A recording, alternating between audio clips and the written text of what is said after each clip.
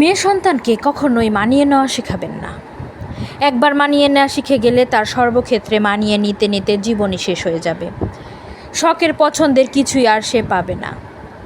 মেয়ে সন্তানকে কখনো কোনো কিছু চাইলে না শব্দটা বলবেন না।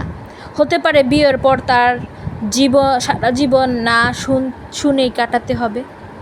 মেয়ে সন্তানকে কখনো খাবার যা চায় তা খেতে নিষেধ করবেন না।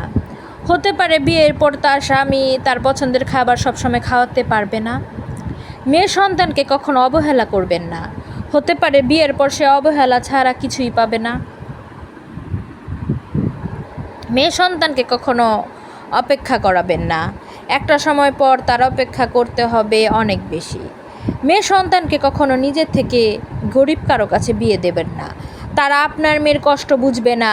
তাদের কাছে যে জীবন স্বাভাবিক, আপনার মেয়ের কাছে সেটাই হবে অনেক কঠিন। মেয়ের সন্তানকে দুনিয়ার সব সুখ দেওয়ার চেষ্টা করবে না পারা ভাইয়েরা। বিশ্বাস করুন, আপনার মতো করে অন্য পুরুষ তাকে ততটা মাথা তুলে নাও রাখতে পারে। হয়তো সব কিছুর খেয়াল সব সময় রাখবে না। সব সময় মেয়েদের কপালে সব সময় ভালো স্বামী জুটে না। তাই যতদিন আপনার কাছে থাকে ততদিন আপনি তাকে সব কিছু দিয়ে পরিপূর্ণ করে রাখার চেষ্টা করবেন। দয়া করে আপারা ভাইয়েরা, আপনারা সকলে এই জিনিসটা চেষ্টা করবেন। কারণ কার কপালে কি আছে, কখন কি হতে পারে মেয়েদের জীবনে কেউই কিন্তু বলতে পারে না। মেয়েদের জীবনটা খুবই সীমিত, খুবই সীমিত। বলছি এই জন্যই, কারণ হলো বাপের বাড়ি কিন্তু সে বেশি সময় থাকতে পারে না। হয়তো বা 20 বছর, 25 বছর, 26 বছর, বেশি হলে 30টা বছর থাকতে পারে। এর বেশি কিন্তু কখনোই কেউ স্বামী বাবার ঘরে থাকতে পারে না। তাকে কিন্তু একটা না একটা সময় স্বামীর ঘরে যেতে হয়।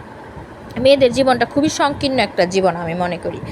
যারা মেয়ে তারাই কিন্তু এই জিনিসটা ফিলিং করবে।